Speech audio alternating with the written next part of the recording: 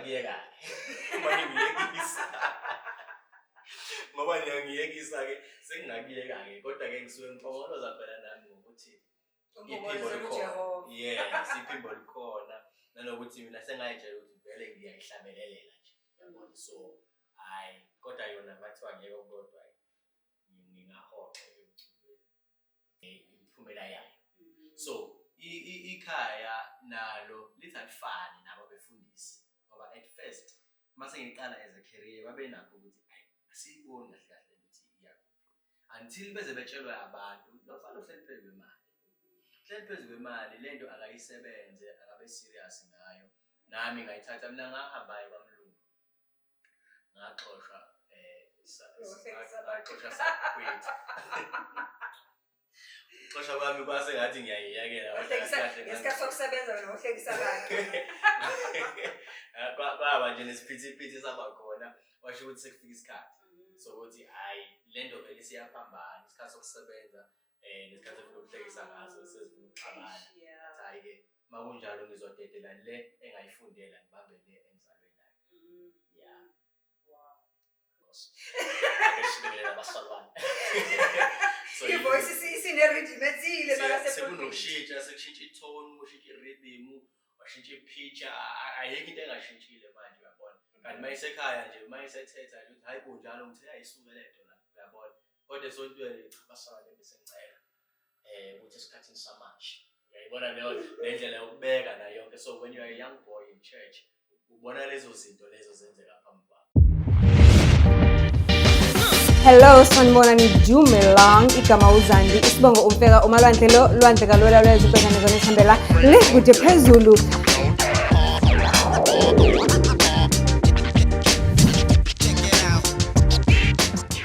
Do join. Sanibonani Dumelang Bonjo igama uZandi isibongo umfeka umalwandle lo lwandle kalwela lwezibhekane zona esihambela le kude phezulu. We are coming to you live from the Radisson Blue Hotel at Umhlanga.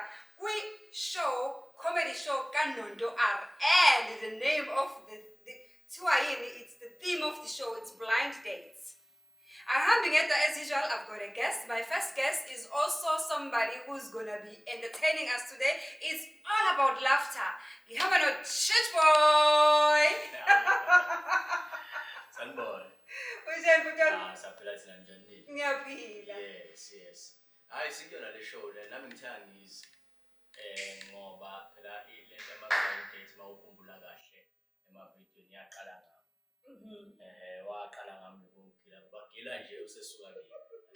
Sesuka kwena seqedile ngawo. Sengiyababuka nje mina ngibona esaqhamuka ngithi nako kwasuka futhi lo. Manje ngithi angasali kule show ye-blind dates. Hayi nami ngibonela ubuhle basemhlanga sengiphakathi. Siphakathi inside. Phakathi inside. Church boy. Abantu abaningi abazi ukuthi liqhamuka phela igama la church boy. Leli gama la church boy abanye bazi bathi hayi noma usukhulile wena church boy yini ngabe church man. Church grandfather. No, leli gama la church boy kahle alikhulumi ngento engiyiyona mina. But likhuluma nge-content yami. I-content yami mina is based on izinto ezenzakala esontweni, and this is what a young boy would see in church. So if you are a young boy ubukela abazalwane esontweni ngendlela abenza ngayo, you will perceive those things ngendlela mina engiyibeka ngayo kuma-video. Ukuthi ekugcineni wena ubona abantu abashintshayo uyabona ubaba ekhaya bayikhuluma bathi sanibona njani bese sizongena nje ekhaliwe ngegama lenkosi. Akeshibela basalwane. So ivoice isinerhythm ethile mara sekunoshintsha sekushintsha itone, ushintsha irhythm, washintsha ipitch, ayikho into engashintshile manje uyabona. Kanti mayisekhaya nje mayisethetha nje ukuthi hayi kunjalo ngithi ayisuke lento la uyabona. Kodwa esontweni cha basalwane bese ngicela ukuthi esikhathini samanje uyayibona lendlela yokubeka nayo yonke. So when you are a young boy in church ubona lezo zinto lezo zenzeka phambi kwakho. Ekuqaleni mawiqala le content, I remember a number of pastors were offended by the content yakho. Ungifollowile. Kakhulu. A number of pastors were like, this boy is ridiculing inkonzo, is ridiculing abazalwane. What is this boy up to? Yeah. But many years later, you are still here, you are still standing, and the same people were offended by it back in Western Chimasotweni. How did you make it work for you and stop the noise?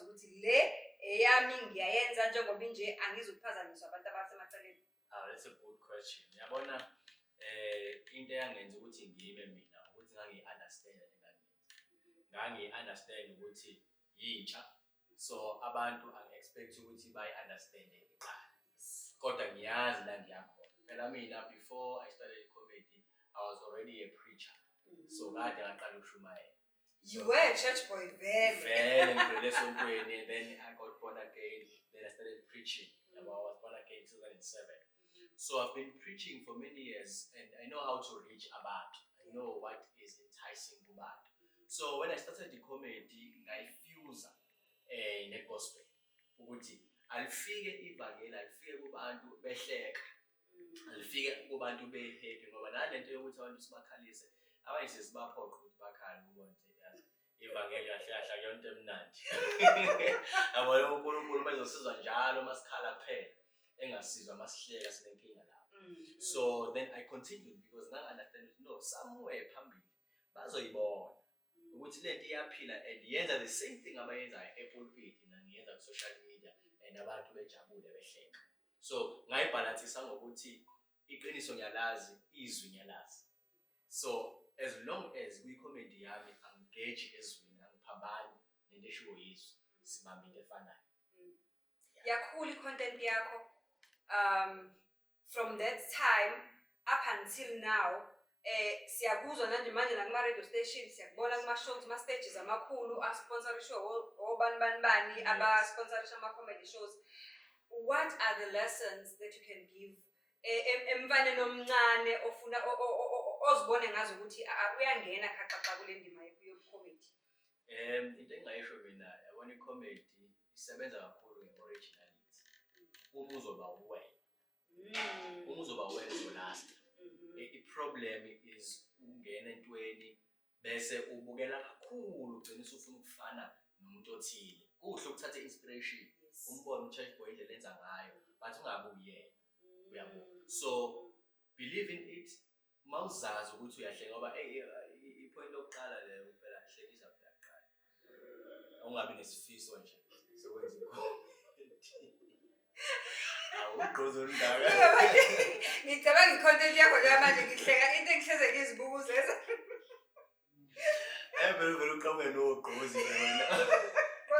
Because ulolodwa lukho enough. Hey, ngine-passion hayi. Hallelujah. Passion bazalwane. Mana nge-passion. Akubo ukuthi i-passion ihambisana nokuthi unayo lento. Unayo ukukhuluma abantu behleka. So uma uzibona ukuthi no, angikhulumi ngento, I'm not delusional. Yes. So it is real. So lokho ke kuyiqiniso, act on it, uqhubeke uphushe njalo ngeke kuze kubonakale at first. But uzohamba uhambe urecognize abantu bakubize kuma-shows then uzoqhubeka njalo. Yeah. So umuntu osekhaya nje ngingasho ukuthi it doesn't matter the age. It doesn't matter even the exposure. Ukuthi mhlambe usendaweni ekunikezayo i-platform. Ngenzeka ukuthi i-platform ayikho, but yenze lento oyenzayo ekhoneni lakho. Mina when I started ngaqala ngama-video ngingekho. So kwathatha ukuthi ke kube umuntu ongibona ema-videoini ongibizayo to a platform, and that's how you get exposed. And ekhaya uyabona lo mkhakha ukudayisa ngensini eminye yemikhakha abazali abangayi-understand. Ekhaya ukhule kanjani and mawukhula ngoba ngiyacabanga ukuthi ngiyakhumbula there's one of your videos where I watched whereby you were mentioning ukuthi ekhaya buba entertainer, uqale u-entertainer the people that you were in your household. Yes. Bayithathe kanjani? Bayibone as a career noma bazibonele nje umfana wethu ofani ozohamba yiyeke lento ngelinye ilanga mhlambe afuna ukuyoba i-IT technician noma afuna ukuyoba udokotela. Baku-understandile ukuthi wena it's imali le ohlezi phekwayo? Hey, mina ekhaya kwaku-right bese ayibuka nje ilaphayana, yabo. Thema sengithi ngifuna ukuyenza ibe i-career, bafaka besahlekisa-ke manje, yabona. Kwase kuba umbuzo ukuthi uzophila kanjani ngale nto. Ubone bani ephila ngayo. So but they are very supportive ngoba nabo sebeyayibona manje imiphumela yayo. So ikhaya nalo lithi alifani nabo befundisi ngoba at first mase ngiqala as a career babenakho ukuthi asiyiboni kahle kahle ukuthi iyakuphi until beze betshelwe abantu lofana uhleli phezulu kwemali. Uhleli phezulu kwemali lento akayisebenze akabe serious ngayo. Nami ngayithatha mina ngahambayo kwaMlungu ngaxoshwa ngaxoshwa sakwethu.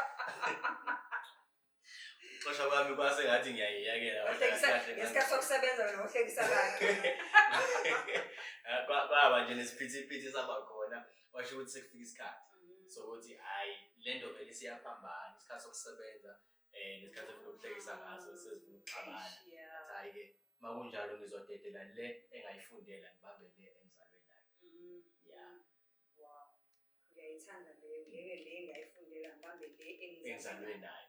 Ngoba isipho sakho kahle kahle masikhuluma abaqiniso isipho isona efana nomuntu ukudla ngaso. Isipho sakho into ozalwa nayo okuyiyona okufanele ikondle. So silahleka la ethenini abanye bagcina bengayitholanga izipho abanye bayagive up izipho zabo abanye baya discourage izipho zabo bese siqinisa kakhulu emfundisweni. Kanti into ukufunda kahle kahle ukuthi umuntu akhule ngakho. Hayi ngoba ezophila ngakho. Hey, that's powerful. Angazi noma uyezwa yini. Angazi noma uyezwa yini. Asisho ayikho into ebesisho ngokufunda kodwa bamba lamazwi. Ngicabanga ukuthi uyawezwa nawo nendlela zokuzwa. Bamba lamazwi. Imfundo eyokukhulisa umuntu, ukukhulisa umqondo, indlela yokucabanga. Kodwa kahle kahle bekungesiyo ukufundela ukusebenza. Kodwa ke naku sesitholela sifundela ukusebenza. So ngase ngithi mina mangibuka lezi zinto zombili ngathi le engiyifundele ngiyareplaceeka kuyona. Ngingaxoshwa namhlanje kufanele futhi. Ngiyareplaceeka. Kodwa le ngizelwe nayo angireplaceki. Ngoba kufu church boy namhlanje. Ngisho ngavuka omunye enza into efana neyami angiyeke church boy. Angeke abe uyena. Angeke azayenze njengaye. So ilapho ke ekutheleni uma mina ngisidedele ispace sami engizalelwe sona. Ubani ozosifana? That's powerful. Yabona mshumayeli ngempela lo. Siyakhuthazeka as you know this is the only podcast that inspires, educates and entertains. We are right in the middle of entertainment today. Blind dates. 5 questions about dating. 30 seconds. How many girls have you dated? Okay, pass. Second question. Yes. What advice do you have for people who still want to date? Date time. What blunder did you do on a blind date? What blunder? Flop. What flop did you do on a first blind date with a girl? Babazi ibhili.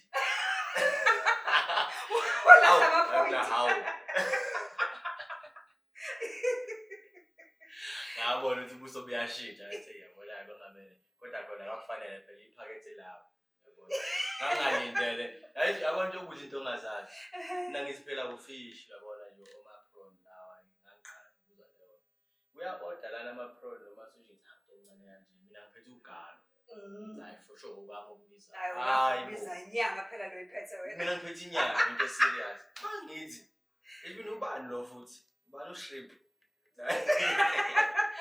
yakho baba yiko lo hayi ngathi ngeke bafethu bengazi kodwa ke hayi iflop nje nami ngiyangisakhula advise amachits ayaphiwa intombazana imali minus hayi ngeke thola isidingo kuqala uzoyenza ngoba phela mina ngiyayazi uzoyenza yabo nje ngizokupha yona nje ngikhipha kwi-budget kusho angiseziwathenga bathe yabona wena uzoyenza ele athi angaze ngayithola mina ngazi kodwa abakunikeza impendulo kodwa bayayifuna imali kodwa bayayifuna imali kodwa ngene ngingazange ukuthi wenzeni lo ngoba nayizolwe nje hey kodwa phela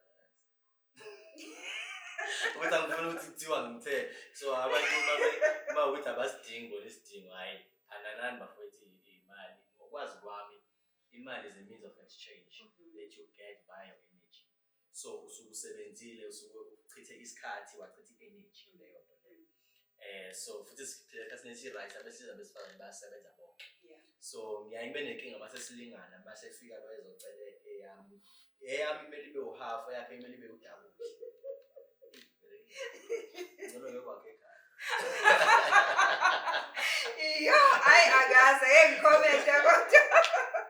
Ngikomente kule comment. Phansi kwale comment. Uthule khona. Angazi mantombazane ngithini ukhulumile u-church boy.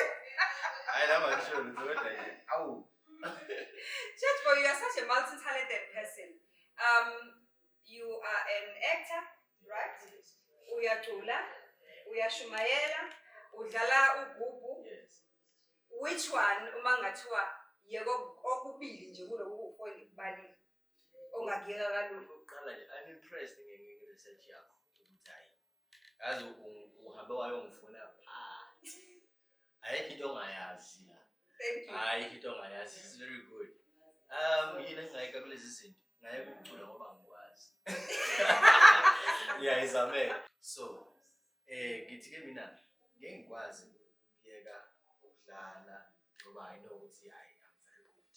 Hey, you are very good. Udlala mnandi shem. Ama-TikTok lives wakho ngiyawa-enjoy. Thank you so Angisiyena umuntu much. othanda ukuhlala ku-live because Yeah. u-addictive TikTok. Yes. Kodwa nje mengibonile ukuthi kuthiwa church boy, I always give myself 5-10 minutes Yes. just to listen and distress. Thank you so much. Thank you so much. So I enjoy playing. Yona into engayithanda kuqala esontweni. Noma ngikhule ngalo Sunday school nana but uma sengilithanda mina ke sengiyikhethele ngaqala ngithanda i-keyboard. Yeah. So ngaqala ngafunda yona ke ngadlala kakhulu. So I will never stop that one. Comedy is my life. Comedy is my life. Ngiyazi ukuthi ngisaya kude. In fact I still have dreams yabona konke engakazenzi comedy. Ukucula ngakuyeka manje ngiyekisa. Ngoba ngiyekisa ke sengingakuyeka ke kodwa ke ngisuke ngipongoloza phela nami ngokuthi iphimbo likhona. Yes, iphimbo likhona. Nanokuthi mina sengayijela ukuthi vele ngiyayihlabelelela nje. Yabona so kodwa yona bathiwa ngeke kodwa ngingahoxa emthubeni. Tonight is a blind date comedy show kanodo Arts Lindeland stage. From me into engayifuna ukuxoxa nabantu. Into engayijwayele we always deliver in material. Yeah. That's prepared. It's always challenging as well to come up with new things nayo phela leyo. But sesilungile. Sekisidingo sokuthi sijahe lana manje. Moza impress. Sixoxeni lana kuthulekile lana mnandi nje. So it's gonna be funny, it's gonna be nice, but I just want to interact with the crowd for a change. Wow, that's Yes. nice. I'm looking forward to it. Thank you. Thank you so much. Thank you so much. Love and peace till the next episode.